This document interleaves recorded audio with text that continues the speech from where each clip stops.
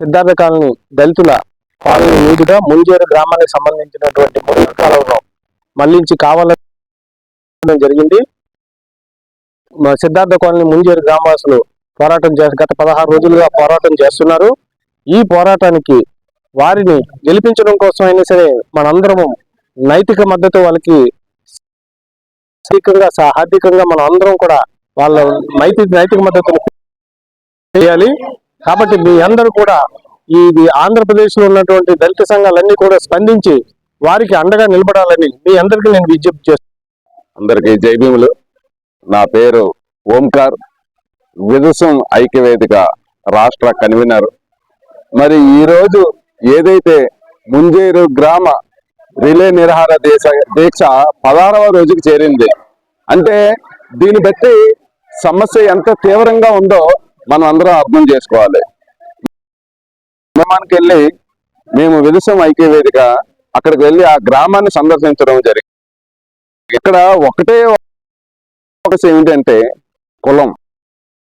ఎవరైతే ఆ దోపిడీ కులాల యొక్క ముంజేరు గ్రామానికి మొదటగా వాడుతున్న కుళ్ళు నీరు గాని మిగతా నీరు గాని ఈ దళితుల గ్రామం వైపు నుండి ఎందుకు వెళ్ళకూడదు, వాళ్ళు మాకంటే అనే ఒకే ఒక కుల వివక్ష ఏదైతే ఉందో ఇది ఆ కుల వివక్ష వల్ల మాత్రమే ఈ యొక్క సమస్య ఏర్పడింది. ఏదైతే ఆ మొదటగా ఉన్న ఆ దోపిడీ కులాలు ఇప్పుడు దాకా వాడుతున్న వాటరు మొన్నటి వరకు కూడాను దానికి వేరే లైన్ ఒకటి ఉంది, అలవాటు కింద నుండి ఒక లైన్ ఉంది. అయినా సరే కావాలి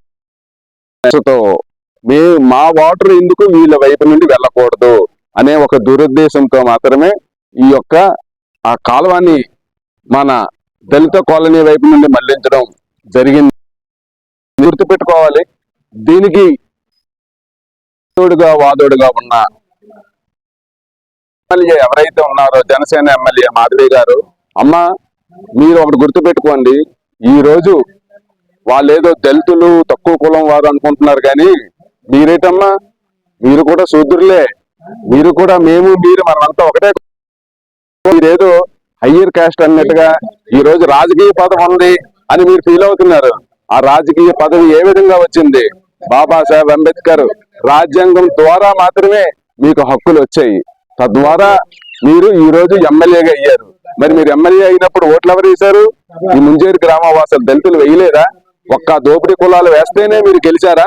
కాబట్టి మీరు ఒకటి గుర్తుపెట్టుకోండి, ఈ సమస్యని ఎంత తొందరగా అయితే అంత తొందరగా కుల వివక్ష లేకుండా మీరు దీన్ని సామరస్యంగా పరిష్కారం చేస్తే ఓకే, లేదు కాదు అనుకుంటే మాత్రం ఈ సమస్య ఆంధ్ర రాష్ట్రం మొత్తం అందరూ వచ్చి చాలా తీవ్రతరంగా అవుతుంది.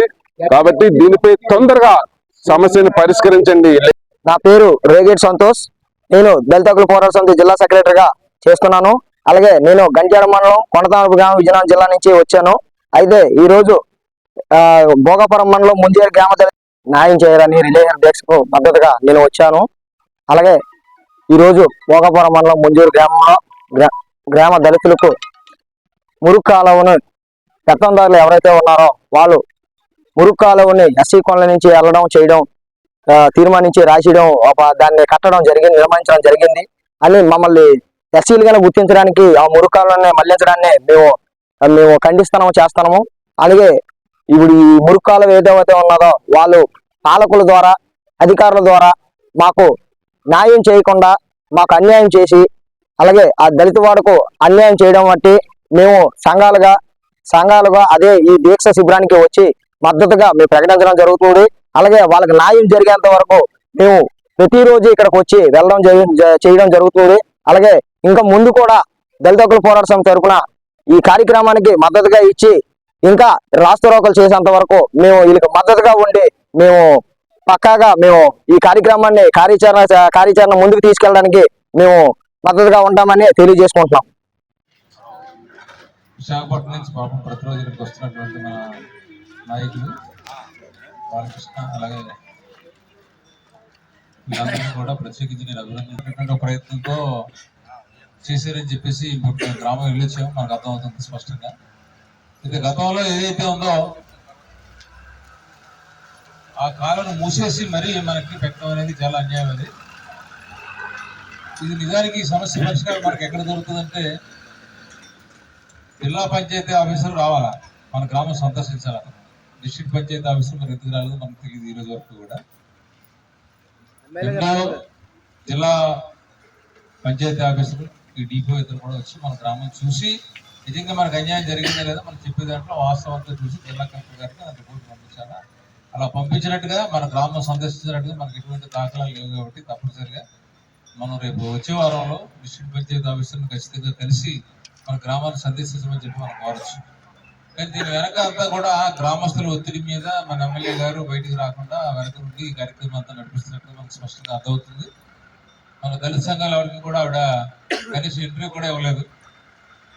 ఇంటర్వ్యూ కూడా ఇవ్వకుండా మీరు తాకుంటున్నారా మిమ్మల్ని చూసి ఏంటో నాకే అర్థం లేదు. మహిళలు చూసి మనందరం మహిళలందరూ కూడా ఒకరోజు మనం ఆలోచించుకొని తప్పనిసరిగా ఆవిడ ఇంటి దగ్గర కూర్చునిపోదాం. వెళ్ళిలాగా ఈ వేళ ఇక్కడ ఎలాగైతే కూర్చున్నామో మన ఎమ్మెల్యే గారి ఇంటి ముందు మనం కూర్చునిపోదాం. ఎన్ని గంటల ఇంట్లో కూర్చుని తాక్కుని లేదని చెప్పుకుంటే చూద్దాం, మనం ఇప్పుడు చూడాలి కదా. సో సడన్ గా అనుకోకుండా మనం చెప్పకుండానే ఆ కార్యక్రమం మనం చేద్దాం. ఆ ఊర్లోనే కాద్దాం, ఆ ఊర్లోనే ఉంటుంది కాబట్టి చేద్దాం.